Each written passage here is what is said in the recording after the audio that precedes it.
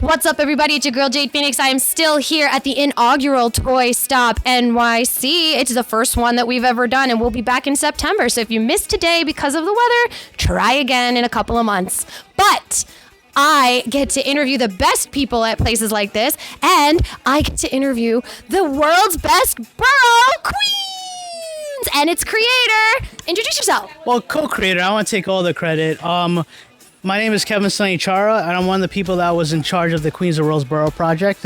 So, you know when you go to like Manhattan, you have I Love New York?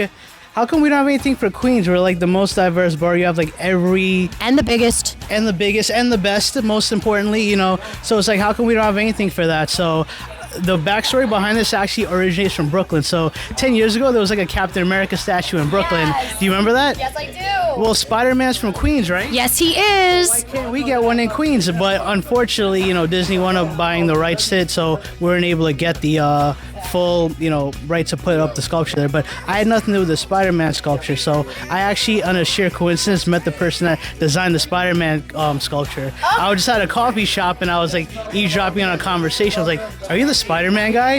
Like literally, I was like, talk about right place, right time.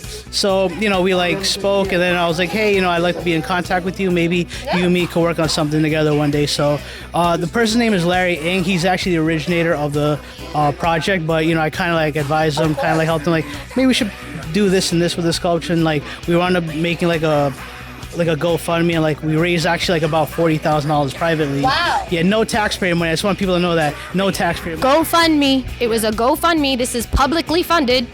You know, privately too. You know, well, publicly for the people. I don't want any Crowdsourcing. Exactly. That's a good way to put it. It's yeah. crowdsource. Yeah. I didn't score too on my SATs. I'm sorry. I don't remember all the words, but you know. But like that's pretty much how it got up, and then you know we got all the permits up. We had a very big launch March last year. We're actually coming up on the 1 year anniversary, and on March 8th we're having the 1 year anniversary party in McDonald Park, which is on the cross sections of Queens Boulevard and Yellowstone Boulevard. So it's gonna That's actually right by where we're located. We're in Middle Village. Oh, perfect. Yeah. I'm in Middle Village a lot actually. Like I'm all around Queens. You know, I'm the Queens guy, so yeah, I gotta like come around, like see everything. But you know, I'm very happy to interview. I mean, that's kind of like the backstory of like what we wanted to do. Just kind of put a spotlight in Queens and like say like, hey, you know, we're here because you know I feel like a lot of people nowadays think about like Williamsburg, all the younger kids coming in.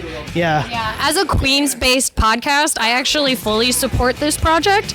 I was born and raised in Whitestone, Queens. I hung out in Bayside, College Point, you name it, anywhere in Queens, I was usually there. So Queens is my borough, Exactly. you know, and it's amazing to finally get some proper representation. 100%. Oh yeah, for real, for real. Yeah, same with me. I'm from Astoria. I went to high school actually like right around here, and then you know I live in Which one did you go to? Holy Cross. I went to St. Mrs. Prep. Yeah. So there you go. Yeah. There you go. Less said about Holy Cross, the better. Let's put it like that. But, Yeah, but you know, I mean, that's still local, Fresh Meadows. 100%. Hell You know. yeah, you know, I mean, you gotta understand, Queens is literally the most diverse borough for a reason. We have something from everywhere. If you want Indian food, you can go to certain areas. You want Chinese food, we got the best Chinese That's the food. thing. So you can get Italian food next to an Indonesian restaurant. That's next to like a Pakistani restaurant. Next to a Trinidadian restaurant. Next to like it's all there. Like where else in the world can you get that from? Nowhere. No, Yeah. and also Queens, I think, is one of the safest boroughs because there are still neighborhoods where you can literally fall asleep with your door open, unlocked. I don't suggest that. I was about to say, Do not do that. And I'm not going to tell you where.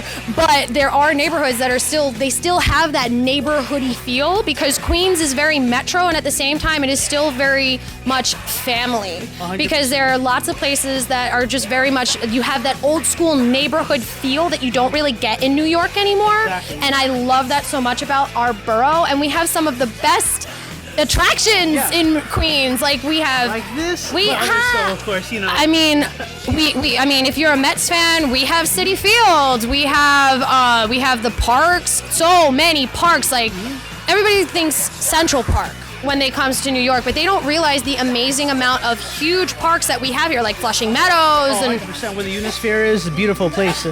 like if you watch Men in Black, that is where the cockroach tried to climb up and take the spaceships. Like Queens is one of the best places also to grow up. We did. Yeah. So I mean, we turned out okay, I would say, you know. But If you didn't, then you wouldn't be a New Yorker. exactly. Yeah. You have to be a little unhinged to survive in the great city that is New York. 100%. I totally agree with you on that. Yeah. Man. What is the next appearance for your company? So we have, like I said, on March 8th is coming up on the 1-year anniversary party. So one of our partners, who was Northwell Health, that helped us fund the project, they're actually doing like a sponsorship where they're hosting like a block party event with a lot of other smaller Queens businesses. That's kind of what our whole project was about. We want to just kind of like shine spotlight on a lot of the smaller, like independent nonprofit organizations that are like Queens based, to kind of give them a platform to like, introduce themselves, because we want to grow the borough, essentially, like make it into something bigger than like what we know it is, but we want other people to like recognize that as well.